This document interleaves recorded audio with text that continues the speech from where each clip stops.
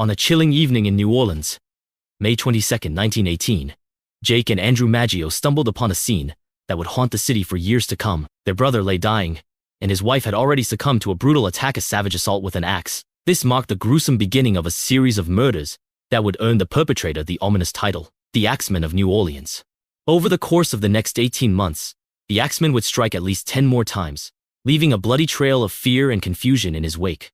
The murders occurred in the victims' homes, yet strangely, nothing was ever stolen.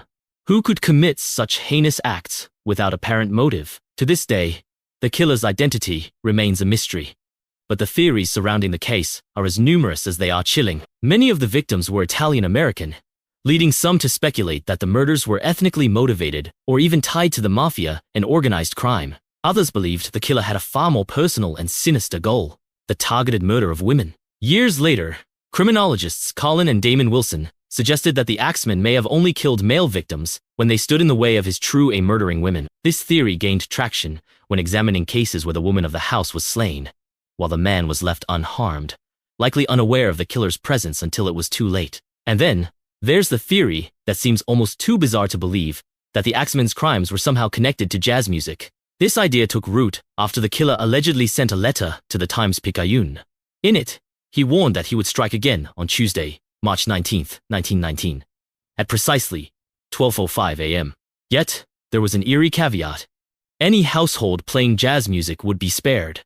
That night, the sounds of jazz filled the air across New Orleans, and astonishingly, no murders occurred. The Axeman's reign of terror seemed to end with the brutal slaying of Mike Pepitone on October 27, 1919.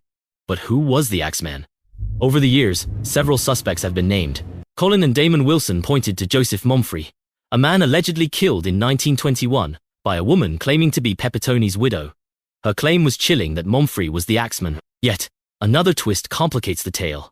Scholar Richard Warner presented an alternative theory, naming Frank Doc Mumphrey as the prime suspect. Mumphrey, also known by the alias Leon Joseph Momfre, had ties to Mafia families and conveniently moved from New Orleans to Los Angeles around the time the killings stopped. The case of the Axeman remains an enigma, blending the macabre, the mysterious, and the utterly surreal. Was he a man with a vendetta, a deranged music lover, or something far more sinister lurking in the shadows of New Orleans? Perhaps we'll never know. What lingers is the haunting legacy of a killer who eluded justice, leaving behind only questions and fear.